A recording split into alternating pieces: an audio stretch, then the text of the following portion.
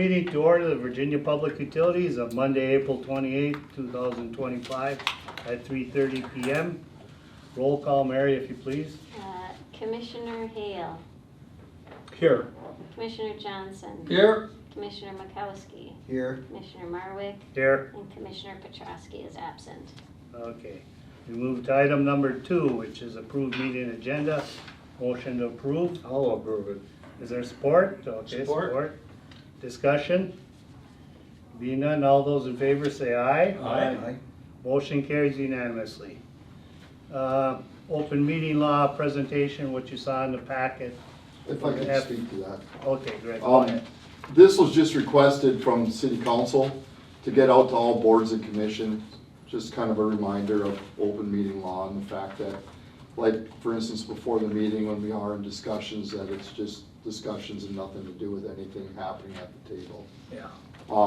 Again, it's just something that Britt told me they wanted to get out to all the city boards and commissions as a reminder. Okay. It was good information and a refresher for those of us that have been around it. Yeah. It helped, simple, it was really simple to relate to. Okay. Okay, good to hear. Okay, then we'll move to number 4, the consent agenda, which is resolution number 5365, approval of payroll, accounts payable, and net payment adjustments, along with B, approval of regular commission meeting minutes from the March 24th, 2025 meeting, along with C, approve waiver of liability coverage. Is there a motion to approve? Motion? Is there support? Support? I'll support, but I do have a question. Okay, go ahead. Well, we'll have a discussion now. All right. Could someone just recap the waiver of liability for me? Yeah, in fact, I think last year we did separate that from the full motion, but Oh, okay. that's just the annual waiver, and Cassie can speak to it real quickly. Yeah, Basically, every year we choose not to waive that liability coverage because it just opens us up for having a larger liability if we were to be in a predicament to be sued. So we're gonna cap that. Okay. yeah, that's an annual one we always sign off on, so. Any other questions? All those in favor say aye. Aye. Motion carries unanimously. Monthly summary injury report. Again, Greg, I guess this, how many months? Yep, nothing reported. Nothing reported. I mean, we have a very good track record, knock on wood, but hope it continues. We'll jump to number 6, old business. Award Progress Parkway Gas Main Project. I need a motion to approve.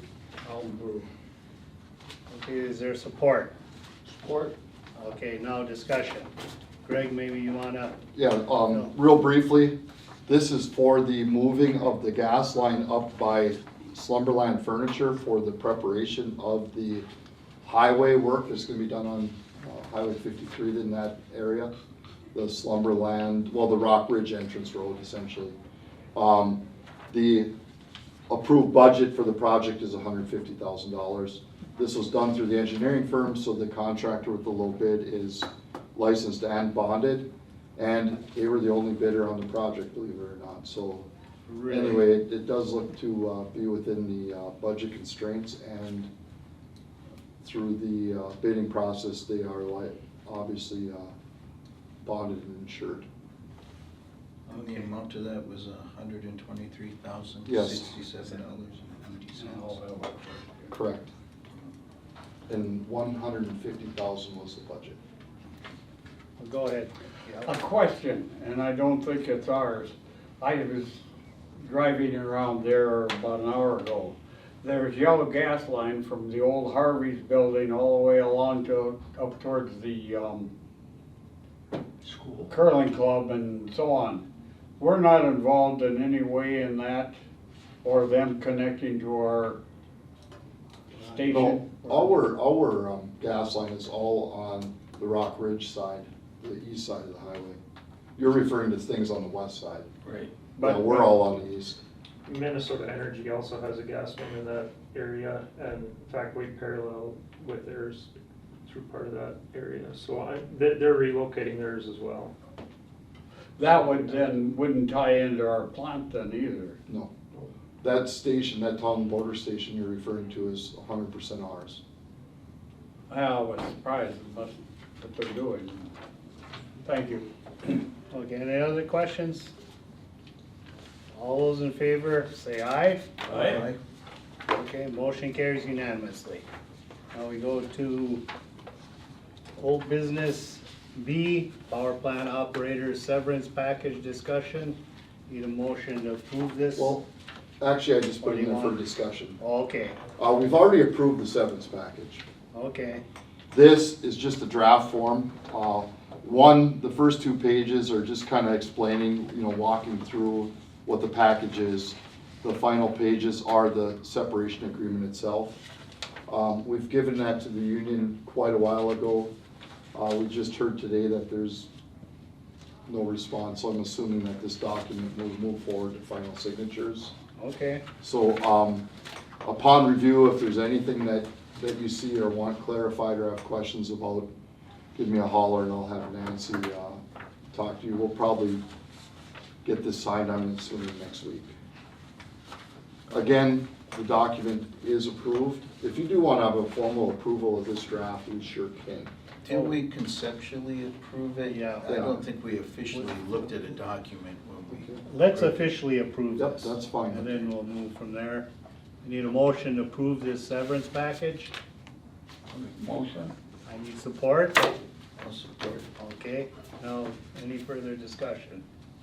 Has everybody had time to read through this? It was, we already did a severance package with some maintenance Yeah. before, what, a year ago, Greg? And- It's essentially the same language as I told you before, but just updated to match the package that we pre-approved. So we're being consistent, I think, of here. Exactly. Exactly, and the last time we had a attorney review it, and he went through it and gave his blessing on it. Already So did you're- all that. yes, so it's already done. So, any other further discussion on this item? Well, all those in favor say aye. Aye. Okay, motion carries unanimously. Now we go to 2024 Consumer Confidence Report update. Greg, you want? Yeah, I'll just start it off here. There is a packet in your packet, or a section in your packet, that's the 2024 Drinking Water Report, which is the Consumer Confidence Report. This is attached to our website for the public to see. It's something we do every year. I just wanted you to see it firsthand as part of your packet. But the discussion we're gonna have is essentially gonna be on the last 2 pages of it. And that's why Aaron's here today. He's our distribution director. Those last 2 pages are in reference to the EPA communications that I've brought to you in the last year or so, or a couple of years, since they came up and did a survey of our plant and some water issues that we had. So with that being said, I'm just gonna state, if you recall, briefly recall the discussion, it was an issue of Minnesota Department of Health being our governance unit, and them not having some of the criteria of the EPA issued to us as our governing unit, if that makes sense. And that was all fleshed out during this evaluation. But again, I brought it to you, we've talked about it, so now I'll turn it over to Aaron and he can talk about the concluding documents at the point we're at right now. Yeah, so, the public notice that's in the Consumer Confidence Report is basically a mandate by the EPA saying that we have to put this public notice out as part of an administrative order of consent. The order of consent is our final legal steps that we need to take to return our plant to full compliance following their inspection. We initially got the order of consent like back in January, and the EPA had been sitting on it for quite a while because Department of Health is our governing department that we're supposed to answer to. And they were waiting, EPA was waiting for the Department of Health to take this action. Department of Health never took the action, so EPA finally stepped in and said, okay, this is the last final steps to return to compliance. So with that, there's the public notice that's in the CCR. There's some lab reporting that we have to report directly to EPA for about 6 months. We have to do some lead copper testing, which is already scheduled. It's routine. We aren't doing anything additional. It's just doing the testing and reporting it directly to EPA to return to compliance, so if that makes sense.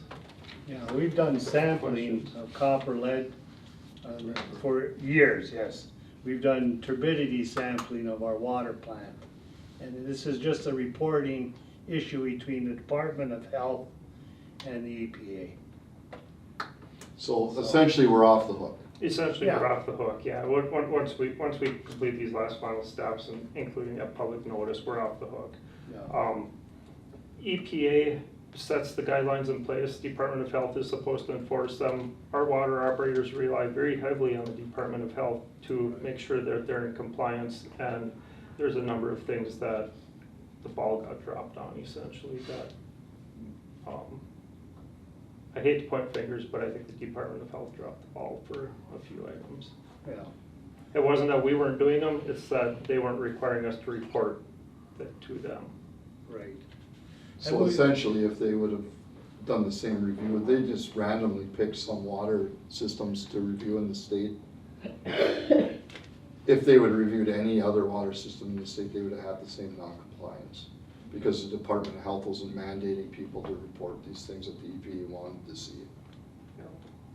And the EPA has revamped their whole lead copper sampling protocol based on the EPA inspecting our facility.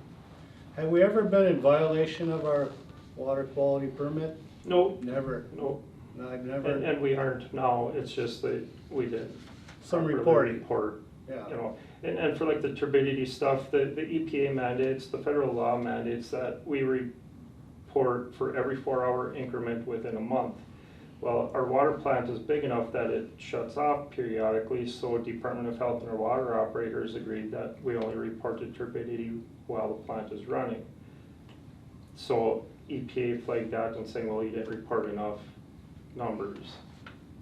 Well, we immediately started reporting their numbers, whether the plant is running or not, and We had the information, but we weren't reporting it. exactly, because we weren't To asking. their regulation. Right, yeah. Now, just remember as well,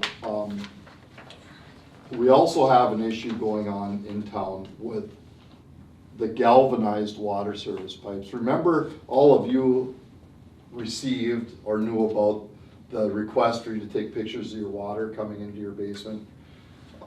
So one thing that is gonna happen here in the oncoming years is people that do have galvanized water services. We've talked about this before, but it's another thing that's kinda out there with this whole lead, copper, EPA discussion, is those are gonna have to be replaced. Now, the program for that will be rolling out. When would you assume that would roll It's starting already this year throughout the state, but we can jump on ship and start replacing those anytime. out? And again, I think I talked to you because it's one of these things that there are gonna be grants available for the work, Yep. but we have to front the money. We have to facilitate it. yeah. So we have to facilitate it, we have to get the project done for the people that have it, and then there's grants available to reimburse. We had that discussion, it's been a while, but as that rolls out, we will definitely bring it back to your table. What are they gonna replace these The whole galvanized pipes? The whole service line from the Yeah, but main, what product, are they plastic, PVC? copper, copper, plastic, I'm assuming. Copper, HDPE, I would recommend. I mean, it's entirely up to the homeowner at that point, I think, but I would recommend either copper or HDPE. So that's what we put in when we replace up to the curb stops with this 3 projects. Now, you're triggering a question. Were the lead pipes first, then the galvanized pipes, then the copper, and now what you call plastic? HDPE. because I know that my parents' house was all galvanized pipe, even though we talk about lead like it's the only thing, not us, but I mean, you read it all the time. And the pipe would keep getting smaller inside from the particles that would stick to it. And I honestly, they sold the house.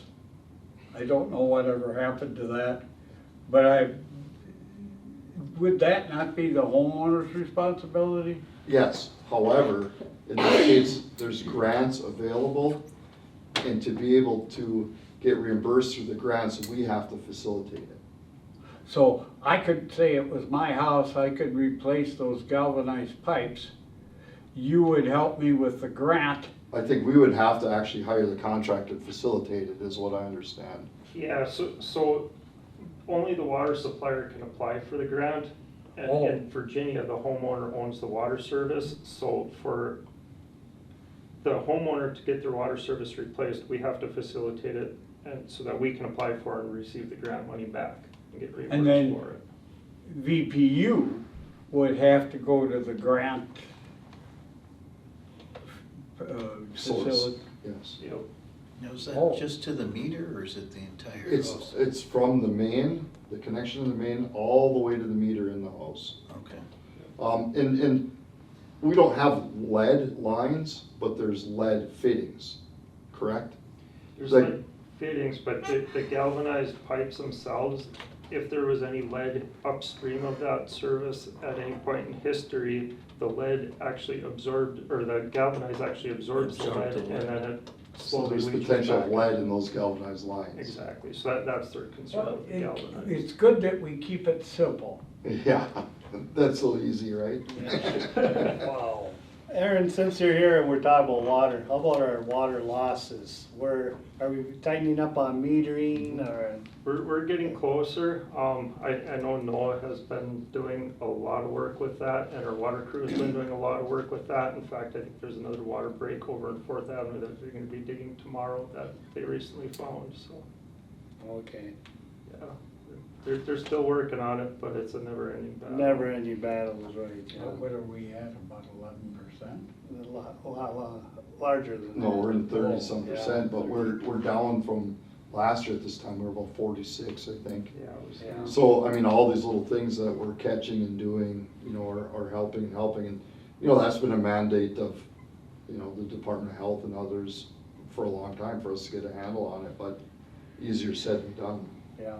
In fact, we have, the state-of-the-art correlation equipment to help us narrow down to find a leak in the winter, to prevent, days of looking for a water leak to hours to look for it.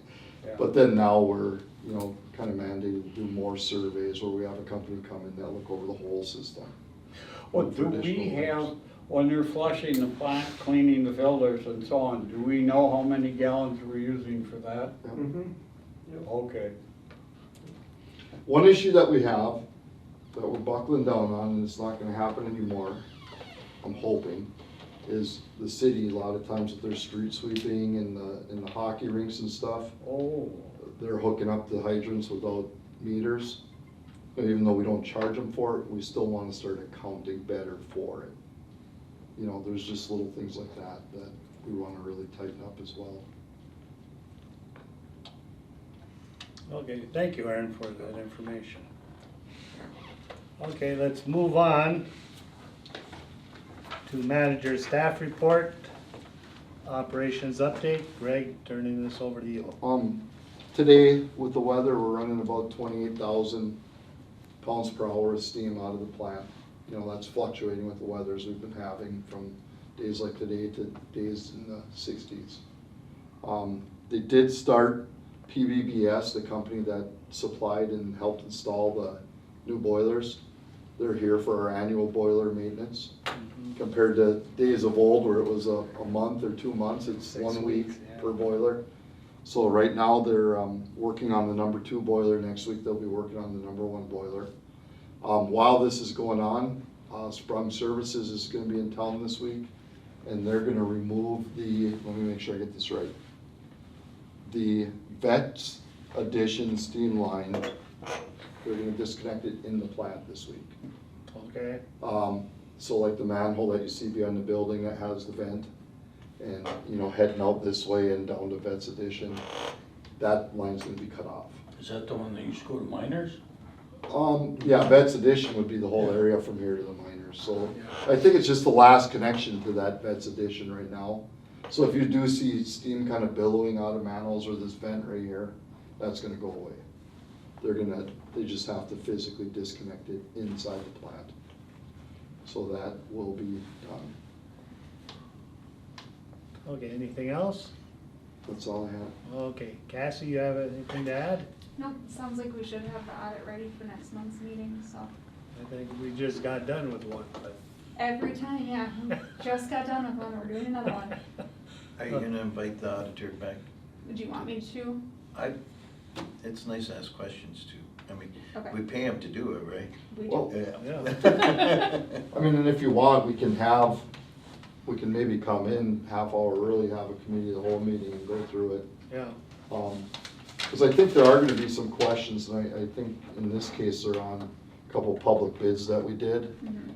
that they red flagged where, you know, working with SEH, you know, all our I's are dotted and T's are crossed, but it looks like right, on a couple bids that we did last year with different services on the distribution building, and what was the other one? The conversion, The, our conversion. in our building oh, our conversion building project. conversion, okay, Which was a design group, and then this, Kip Kennedy, that there was a document in there that wasn't properly signed as a, what was it called? Responsible contractor. A responsible contractor agreement, which is something that we're used to our engineer SEH having performed for us. So when Right. we get the contracts, it's good to go, we say, all right, go do the work. Well, now it's something that we're gonna be more aware of moving forward. but we're not seeing any major red No, flags. it's just that, Yes, yeah, so, you know, like something like that, they can explain it to you and Right. we'll go from there. okay. Any other questions? Is there a motion to adjourn? Oh, before you do, I do have a question. Okay, go ahead. With, I know we had that 2-year lead time to get that new switch center put in, the electric switch center. Yeah, Do we see problems of getting the necessary parts to make well, that we've time? got the guy here to Yeah, answer that I question. just asked that question. Oh, you did? Go So ahead there. I pretty much have everything ordered that we need already. Some of it will be coming in here in the next few weeks and some of it throughout the rest of this year. The longest lead time we had was on some regular distribution switches that we need for over there, and they were 54 weeks out, so they won't be here till the end of March or so next year. But they'll be here in time for us to start tying all that stuff in 2026, summer of '26. But it was a good thing I started ordering some of that stuff because some of it, there's a lot of it that's still 30 to 50 weeks out. I know we had talked early, but that could be our challenges. Yeah, ever since the pandemic, it's been a Yes. challenge. Okay, Now we're done. motion to adjourn, I'll move it. support? Support? All those in favor say aye. Aye. Motion carries unanimous. Thank you, gentlemen. Thank you.